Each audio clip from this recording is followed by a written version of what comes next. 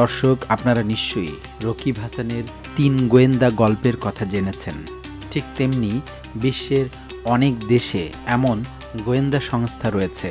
এর মধ্যে উল্লেখযোগ্য যুক্তরাষ্ট্রের ফেডারেল ব্যুরো অব ইনভেস্টিগেশন বা FBI, যুক্তরাজ্যের সিক্রেট ইন্টেলিজেন্স সার্ভিস বা MI6, রাশিয়ার general staff main intelligence directorate বা GRU, চীনের মিনিস্ট্রি অফ স্টেট সিকিউরিটি বা MSS, আর ভারতের র এবং পাকিস্তানের ইন্টার সার্ভিস ইন্টেলিজেন্স বা ISI। এসবের মধ্যে সবচেয়ে শক্তিশালী গোয়েন্দা সংস্থা হিসেবে বিবেচনা করা হয় ইসরায়েলের মোসাদকেই। বিদেশের মাটিতে টার্গেট কিলিংয়ের শীর্ষে ইসরায়েলের সামরিক বাহিনী, বিশেষ করে তাদের গোয়েন্দা তৎপরতা এবং অভিযানগুলোকে গোয়েন্দা উপন্যাসের সঙ্গেও তুলনা করা হয়। ইসরায়েলের সম্প্রতি ইরানের হামলার প্রথম দিনেই ২০ জন শীর্ষ সামরিক কর্মকর্তা নিহত হয়। তবে এ ধরনের হামলা এটিই প্রথম নয়। ২০২৪ সালের ২৭ সেপ্টেম্বরে ইসরায়েলি বিমান হামলায় নিহত হন হিজবুল্লাহর প্রধান হাসান নাসরুল্লাহ সহ দলের সিনিয়র কমান্ডাররা। ২০২৪ সালের এপ্রিলে সিরিয়ার রাজধানী দামেস্কে ইরানি কূটনৈতিক ভবনে হামলা করে ইসরায়েল এবং এই হামলায় ইরানের বিপ্লবী গার্ড এবং অন্যান্য কর্মীসহ মোট ১৩ জন নিহত হয়। ঠিক ওই বছর জুলাই মাসে আরেক হামলায় ফিলিস্তিনি সংগঠন হামাসের প্রধান ইসমাইল হানিয়াও নিহত হয়।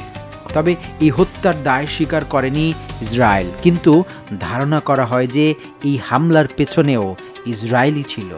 তাহলে প্রশ্ন ওঠে, ইসরায়েল তার শত্রুদের বিরুদ্ধে এত সফল অভিযান কিভাবে পরিচালনা করে, আর কিভাবেই বা কাজ করে ইসরায়েলের গোয়েন্দা বাহিনী?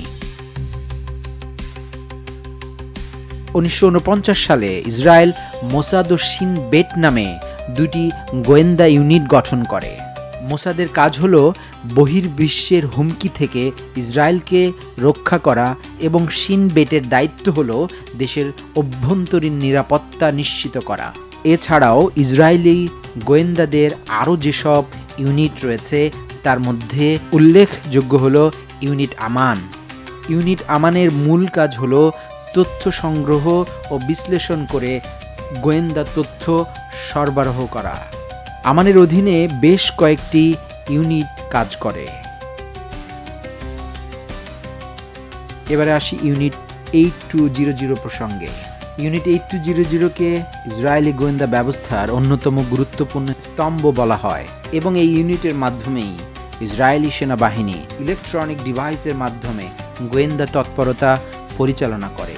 এখন প্রশ্ন হলো, ইউনিট 8200 কিভাবে কাজ করে? এটি মূলত কাজ করে আড়িপাতা, গোয়েন্দা ও সামরিক তথ্য ডিকোড করা, সোশ্যাল মিডিয়া বা সামাজিক যোগাযোগ মাধ্যম ও ইন্টারনেট থেকে তথ্য সংগ্রহ করে, সাইবার সিকিউরিটি নিশ্চিত করে, ইলেকট্রনিক ও সাইবার ডিভাইস তৈরি করে থাকে ইউনিট 8200। সক্ষমতার বিবেচনায় ইউনিট 8200-কে আমেরিকার জাতীয় নিরাপত্তা সংস্থার সাথে তুলনা করা হয়।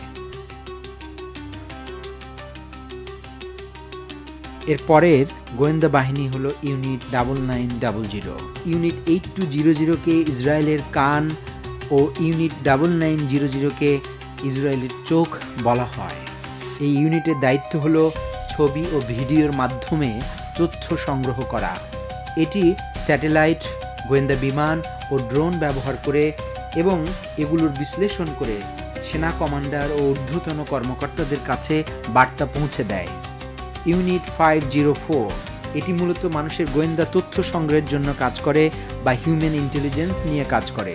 এই ইউনিটের প্রধান দায়িত্ব হলো দেশের ভেতরের হুমকিগুলোকে নজর রাখা এবং ইসরায়েলের সীমান্তের বাহিরেও গুপ্তচর নিয়োগ করা।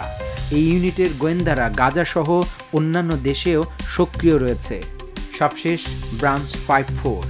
2023 সালের জুনে ইসরায়েলি মিডিয়া জানায় ইসরায়েলি সেনাবাহিনীতে নতুন একটি গোয়েন্দা ইউনিট প্রতিষ্ঠিত করা হয়, যার কাজ ইরানের বিপ্লবী রক্ষী বাহিনীর সঙ্গে সম্ভাব্য যুদ্ধের প্রস্তুতি নেয়া। ব্রাঞ্চ 5-4 মূলত ইরানের সামরিক কার্যক্রম ও প্রশিক্ষণের কৌশল সম্পর্কে তথ্য সংগ্রহ করে থাকে।